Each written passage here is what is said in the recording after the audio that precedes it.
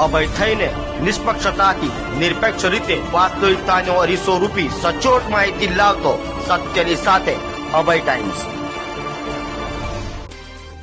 સુરતમાં કેમિકલયુક્ત પાણી રસ્તા પર ફરી વળ્યું હોય જેને લઈ ઉધનામાં કોર્પોરેટર દ્વારા મનપા અને જીપીસીબીના અધિકારીઓ સામે આક્ષેપો કર્યા હતા। સુરતમાં ફરી કેમિકલયુક્ત લાલ લીલું પાણી જોવા મળ્યું છે। ઉધના રોડ નંબર 10 ઉપર આવેલ મફતનગરમાં કેમિકલયુક્ત લાલ પાણી ઉભરાયું હતું જેને લઈ સ્થાનિક કોર્પોરેટર સોમનાથભાઈ મરાઠીએ આક્ષેપો કર્યા હતા।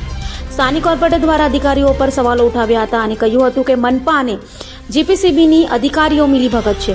મિલોનું વેસ્ટેડ કેમિકલ ડ્રેનેજ લાઇનમાં છોડી દેવામાં આવે છે। તે કેમિકલયુક્ત પાણીથી લોકોને ચામડીના રોગ થયા હોવાની ભીતિ છે।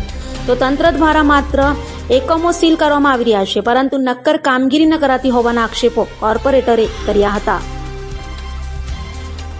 નમસ્કાર, સોમનાથ મરાઠે, નગર સેવક, સુરત મહાનગરપાલિકા। છેલ્લા 2.5 વર્ષથી જે મારા ઉધના વિસ્તારની અંદર હું સુરત મહાનગરપાલિકાનો સામાન્ય સભા હોય કે સંકલન હોય, હું હર હંમેશા આ કલરનું પાણી જે તપેલા ડાઈંગવાળા કે મિલવાળા, જ્યારે અમારી આ સેવા બસ્તી છે, અમારી જે મધ્યમ વર્ગીય જનતા છે, કામદારો છે, એમની જે રહેવાની જે વ્યવસ્થા તે આ સોસાયટીની અંદર જ્યારે આ ભેળસેળ થતું હોય છે, હું કાયમ એની સામે અવાજ ઉઠાવતો આવ્યો છું।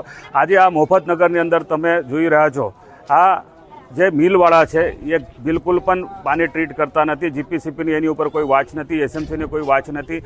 વારંવાર આ લોકો મારી પાસે ફરિયાદ કરે, હું ગટર સાફ કરીને એનો નિકાલ કરતો હોય છે, પરંતુ ગત 3 વર્ષ દરમિયાન જે હાલ જેમની બદલી થઈ છે, જે સુજલ પ્રજાપતિ જે કાર્યપાલક એન્જિનિયર હતો, એની બધી આ કરામત રહી છે। એમને જે આ બધા ગેરકાયદેસર અહીંયા કામો થવા દીધા, ગેરકાયદેસર અહીંયા ગોડાઉનો બન્યા, પતરાના શેડ બન્યા, એની અંદર સીધી આ તપેલા ડાઈંગ બની છે અને બિલકુલ આ ગેરકાયદેસર ચાલી રહ્યા છે। આ ગેરકાયદેસર તપેલા ડાઈંગોને અગાઉ પણ 42 ડાઈંગોને આપણે સીલ કરી હતી, પરંતુ આ કામ ચલાવ સીલ કરવામાં આવે, ક્યાંક ને ક્યાંક આ ડ્રેનેજ વિભાગ કે અન્ય એમના જોડાયેલા જે કર્મચારી છે કોઈક હપ્તાખોરી કર્યા છે, મારું માનવું છે। એની ઉપર કાયદેસરની ફોજદારી ગુના અધિકારીઓ પર પણ થાય, જે જવાબદાર છે એની ઉપર પણ કાયદેસરની કાર્યવાહી થાય, એ મારી માંગ છે।